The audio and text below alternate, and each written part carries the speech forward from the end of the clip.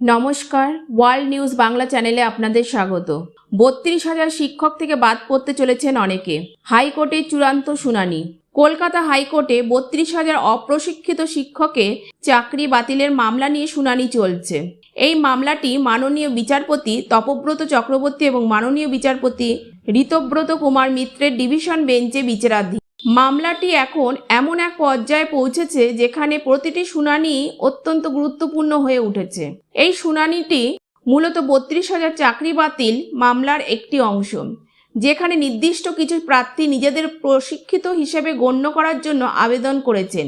এই প্রার্থীরা হলেন ডিএলএড 2014 থেকে 16 সালের ব্যাচ, যাদের ফাইনাল রেজাল্ট 2017 সালে নিয়োগ প্রক্রিয়া শুরু হওয়ার সময় প্রকাশিত হয়নি, ফলে বোর্ড তাদের অপ্রশিক্ষিত হিসাবে গণ্য করেছিল।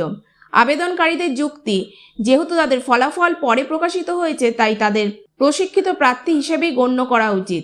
আবেদনকারীরা যুক্তি দেন ডিএলএড 2014 থেকে 16 সালের ব্যাচের এবং যারা 2017 সালে নিয়োগ প্রক্রিয়ার সময় চূড়ান্ত ফলাফল পায়নি। বোর্ড তাদের অপ্রশিক্ষিত হিসাবে বিবেচনা করায় তারা ৩২,০০০ চাকরি বাতিলের তালিকার অন্তর্ভুক্ত হয়েছেন।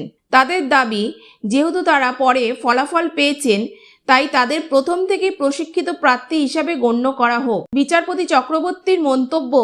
22 জুলাই 2025-এ বিচারপতি চক্রবর্তী একটি গুরুত্বপূর্ণ মন্তব্য করেন। তিনি বলেন, যদি ৩২,০০০ অপ্রশিক্ষিত শিক্ষকের নিয়োগ বাতিল করা হয় তবে আবেদনকারীরাও প্রভাবিত হবেন। তিনি সাপোজ শব্দটি ব্যবহার করেছেন, যা একটি অনুমানমূলক পরিস্থিতি বোঝায়, কোনো চূড়ান্ত সিদ্ধান্ত নয়, কারণ মূল মামলা এখনও বিচারাধীন। তাহলে বন্ধুরা, খবরের আপডেট পেতে হলে চ্যানেলটিকে সাবস্ক্রাইব করে রাখুন, লাইক ও শেয়ার করতে ভুলবেন না। আপনাদের মতামত কমেন্ট বক্সে জানান। ধন্যবাদ।